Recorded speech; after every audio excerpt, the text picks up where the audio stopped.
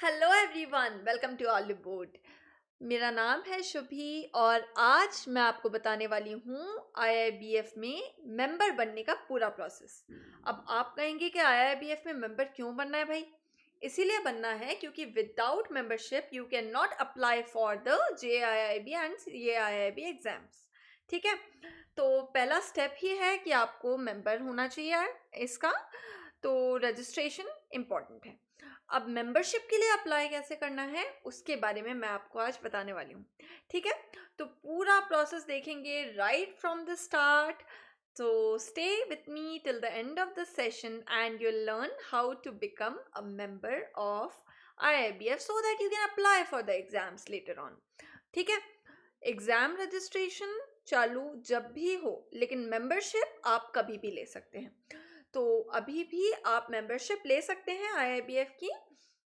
और उसके बाद आप जो एक बार वन टाइम मेंबरशिप फीस है वो आपको पे करनी होती है। और उसके बाद आप लाइफ टाइम मेंबर हो जाते हैं, आपको बार बार मेंबरशिप नहीं लेनी होती है और आप एग्ज़ाम्स के लिए अप्लाई कर सकते हैं। हाँ, ये नहीं है कि आपको मेंबरशिप ले ली है तो फिर एग्ज़ाम्स के लिए फ़ी नहीं लगेगी, एग्जामिनेशन फ़ी फिर भी एप्लीकेबल होगी। लेकिन मेंबरशिप फ़ी जो होती है वो वन टाइम मेंबरशिप फ़ी होती है। ठीक है, चलिए फिर शुरू करते हैं और देखते हैं कि हमारे पास आज आपके लिए क्या है। तो बिल्कुल शुरू से शुरू करते हैं। सबसे पहले हम न्यू टैब पे आते हैं, iibf.org.in। आपको ये एंटर करना है। वेब नोटिस शो होने लगेंगे यहाँ पर आपको, तो इनको आप यहाँ पे क्लोज कर देंगे। अब अप्लाई नाउ पे जाएंगे। ठीक है, अप्लाई नाउ पे जब आप जाएंगे तो आपको ऑप्शन दिखता है सबसे ऊपर मेंबरशिप का। ठीक है, तो ये सारे ऑप्शंस दिए हुए हैं, एफएक्यू है, हाउ टू अप्लाई है, इंस्ट्रक्शन टू एप्लीकेंट है, जिसको हम एक नए टैब में ओपन करके रख लेते हैं। ऑर्डिनरी मेंबर रजिस्ट्रेशन जो है इस पे आपको क्लिक करना है। तो जब आप ऑर्डिनरी मेंबर रजिस्ट्रेशन पे क्लिक करेंगे तो आपको ये फॉर्म मिल जाएगा और इसी फॉर्म पे आपको आना है। ठीक है, चलिए ये जो गाइडलाइंस दी हुई हैं एलिजिबिलिटी, मैं आपको उनको भी ब्रीफ कर देती हूँ बहुत ही शॉर्ट में। बहुत ज़्यादा एकदम जो ट्रिवियल पॉइंट्स हैं उन पे हम नहीं जाएंगे, जो हमें पता है उस पे हम नहीं जाएंगे। देखिए, एलिजिबिलिटी में एक चीज़ होती है कि आप एक नेशनलाइज बैंक के या फिर किसी प्राइवेट बैंक के जो कि रिकॉग्नाइज, जो कि मेंबर होना चाहिए, जो आईआईबीएफ है उसका। तो आईआईबीएफ का मेंबर इंस्टीट्यूट जो है उसमें आप वर्किंग होनी चाहिए। कोई नॉन बैंकर जो है वो नहीं अप्लाई कर सकते हैं। ठीक है, चलिए तो आपका जो मेंबरशिप है, क्यों अगर आप किसी भी बैंक में काम कर रहे हैं, financial institution including state bank of India, reserve bank of India, तो आप अप्लाई कर सकते हैं। ठीक है, नाबार्ड में अगर आप काम कर रहे हैं, कोई भी ऐसे इंस्टीट्यूट में आप काम कर रहे हैं तो आप बिल्कुल कर सकते हैं अप्लाई। ठीक है, इनरोलमेंट फीस के बारे में दी गई है। तो ये जो वन टाइम इनरोलमेंट फीस है, मेंबरशिप फीस जो होती है ना फॉर कैंडिडेट्स इन इंडिया, वो कितनी है? तो आपको दिया गया है कि वन टाइम मेंबरशिप फीस दी है 1770। ठीक है, तो मेंबरशिप फीस तो 1500 रुपये होती है, लेकिन जीएसटी 270 रुपी है और इंक्लूसिव ऑफ जीएसटी आपका 1770 रुपीज़ होते हैं। वो आपका टोटल अमाउंट होता है जो आपको पे करना है। ठीक है, अब इसके अलावा तो जो नॉर्मल होते हैं हमारे रूल्स, फोटोग्राफ्स को लेकर, डायमेंशंस को लेकर, वो सभी दिए हुए हैं यहाँ पे, तो वो हो जाएंगे। और आपको एम्प्लॉय आईडी कार्ड कंपलसरी है। फ्रॉम 2017 ये कंपलसरी कर दिया गया है, 1 जून 2017 से, that only employer ID card is acceptable as ID proof. तो लोग अपना आधार कार्ड या पेन कार्ड बस लगाकर नहीं अप्लाई कर सकते हैं, you have to upload your ID card. ठीक है, चलो बाकी डिक्लेरेशन फॉर्म अभी आएगा तो हम देख लेंगे उसको। तो आपको आईडी कार्ड, देखो अगर मान लो कि आप नए रिक्रूट हुए हो अभी, so only those newly recruited employees who have not been issued employer ID card can opt for declaration form, and the declaration form should be in the format prescribed by IIBF, and the same should be attested by the branch manager or the head of department. ठीक है, wherever you are working। तो मतलब आपका ID card आपकी identity के लिए compulsory है, but just in case if you are a new employ, you just join the bank and you are yet to receive your ID card, उस केस में क्योंकि लोग जैसे ही ज्वाइन करते हैं वो अप्लाई करना चाहते हैं जेआईबी के लिए, तो उस केस में क्या हो जाता है कि उस केस में आप ये जो एक लेटर डिक्लेरेशन फॉर्म है उसको फिलअप करके उसको अपने जो चाहे वो हेड ऑफ डिपार्टमेंट हो या ब्रांच मैनेजर हो उनसे अप्रूव करवा कर उनसे आप ऑथराइज करवाते हैं उसको, और वो आप सबमिट कर सकते हैं। तो सिर्फ उनके लिए जिनके पास आईडी कार्ड है ही नहीं, उनके लिए ये चीज़ लागू होती है। ठीक है, क्लियर? चलिए, उम्मीद है ये सही आपको क्लियर होगा पूरी तरह। उसके अलावा यहाँ पे पूरी प्रोसीजर ही दी हुई है, बट हम वो करके देखते हैं। ठीक है, चलो वापस आ जाते हैं भाई। तो यहाँ पे आप अपना फर्स्ट नेम एंटर करेंगे, what ever your first name is. ठीक है, यहाँ पे आपने अपना फर्स्ट नेम एंटर किया, let's say just a minute. तो ठीक है, तो जैसे हमने ये फर्स्ट नेम एंटर किया, जिनका मिडिल नेम हो वो यहाँ एंटर कर सकते हैं। It's not a compulsory field, जहाँ पे भी यहाँ एस्ट्रिक लगा हुआ होता है वही कंपलसरी फील्ड्स होती हैं, राइट। फिर उसके बाद हम यहाँ पर अपना सरनेम एंटर करेंगे। ओके, तो यहाँ पे आप अपना सरनेम एंटर करेंगे। ठीक है, उसके बाद यहाँ पे आप अपना एड्रेस एंटर करेंगे। अब एड्रेस कौन सा एंटर करेंगे, देखिए ऑफिस या फिर रेसिडेंशियल एड्रेस फॉर कम्युनिकेशन आप यहाँ पे एंटर करेंगे। ठीक है, ये पूरा आपका एड्रेस आ जाएगा। फिर आता है, मतलब ये है जहाँ पे आपकी पोस्टिंग है अभी करेंटली, जिस शहर में आप पोस्टेड हैं वो आ जाएगा यहाँ पे। और परमानेंट एड्रेस क्या है, वो जो आपका परमानेंट रेसिडेंट है, अगर वो आपका प्लेस ऑफ पोस्टिंग ही है तो आप उसे सेम एज अबव कर सकते हैं, तो वो ऑटोमेटिकली फिल हो जाएगा। ठीक है, ये सभी चीज़ें आप फिल कर देंगे। इसमें कुछ भी नहीं है, एड्रेस है, सिटी है, स्टेट है, डिस्ट्रिक्ट है, पिन कोड है। ठीक है, जो भी आपका शहर का पिन कोड हुआ। डेट ऑफ बर्थ आप एंटर करेंगे, gender, then qualification, undergraduate, graduate, post graduate. ठीक है, जो भी है उस पर आपने ऐसे टिक कर दिया।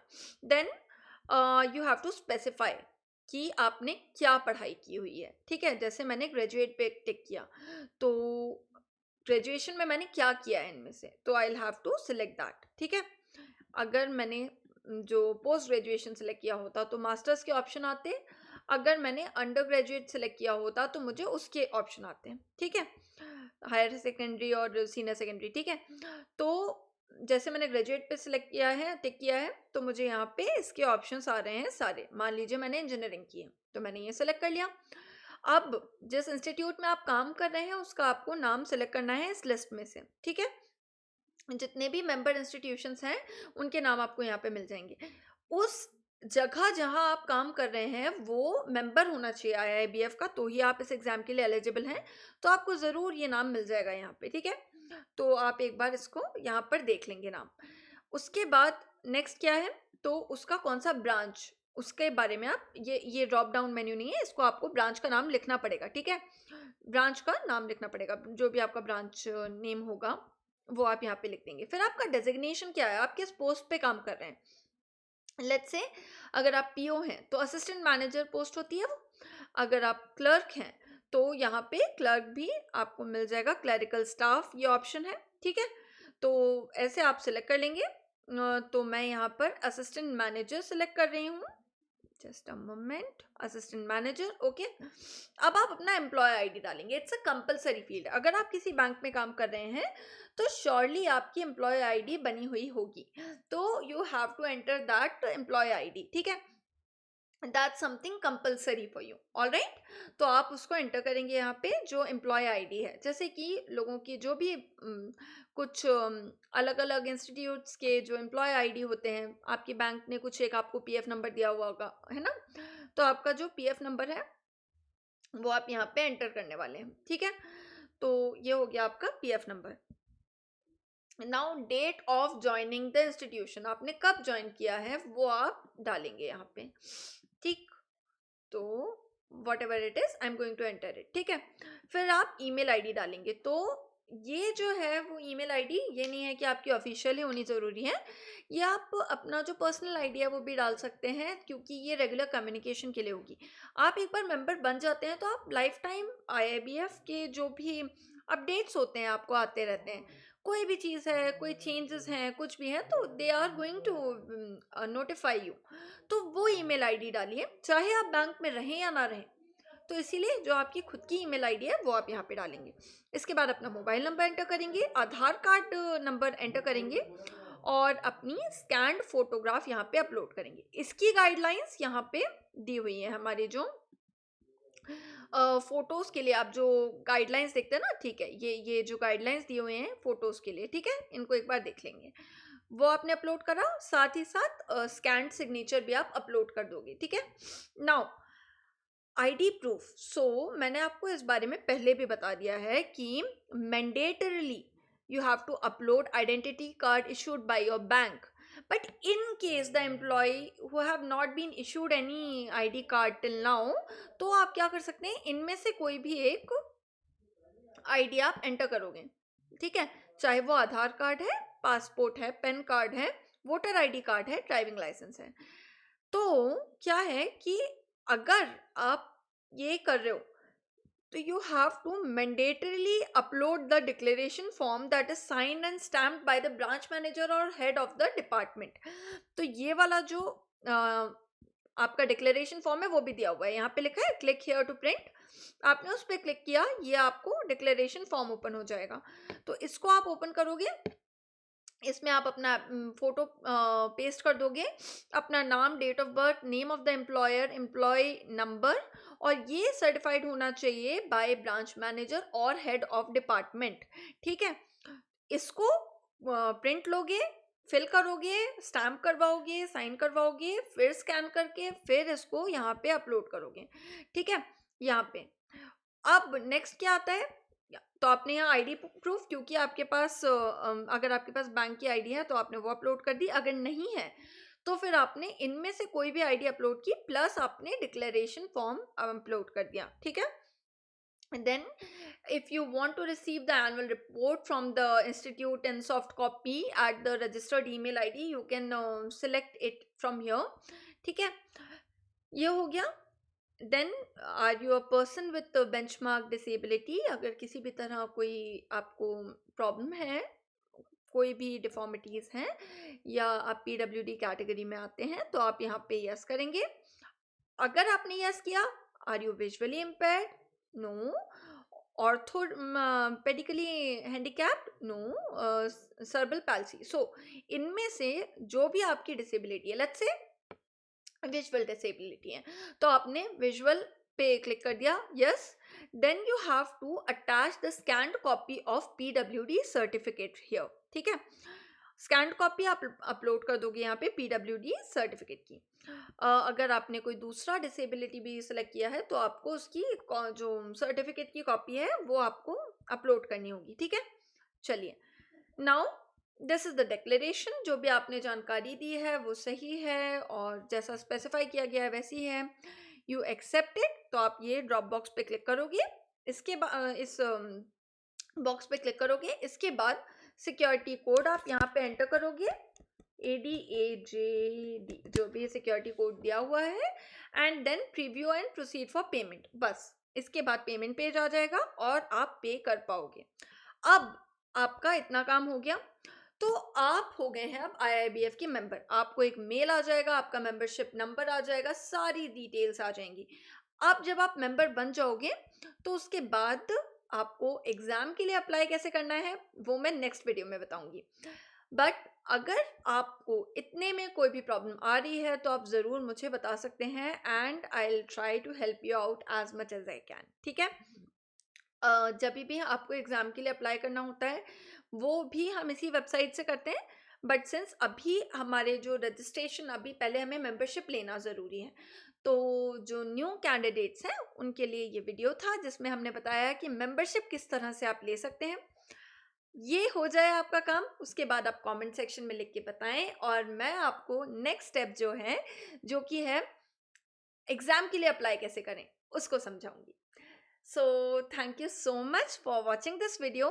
कोई भी समस्या, कोई भी परेशानी जाए तो कमेंट सेक्शन में ज़रूर लिखें। ऑलिव बोर्ड का JIIB या CIIB का कोई भी कोर्स परचेज करना चाहें तो you can use the coupon code SHUBHI to get the maximum discount. तो अगर आज 10% डिस्काउंट चल रहा है तो आपको इस कोड को यूज़ करने से 15% डिस्काउंट मिलेगा। 20% चल रहा है तो 25, 30% चल रहा है तो 35, so you will get the maximum possible discount using this code. तो जो भी कोर्स परचेज करना है, इसको जो कूपन कोड है उसको यूज करना ना भूलें। कोई भी दिक्कत जाए तो कमेंट सेक्शन में लिखें, सपोर्ट टीम आपसे कांटेक्ट कर लेगी और आपकी हेल्प करेगी कोर्सेज में एनरोल करने के लिए। Thank you so much for watching this video. I hope I was able to help you out with the registration. If you face any further issues, feel free to write down in the comment section. Thank you and have a great day. Good night.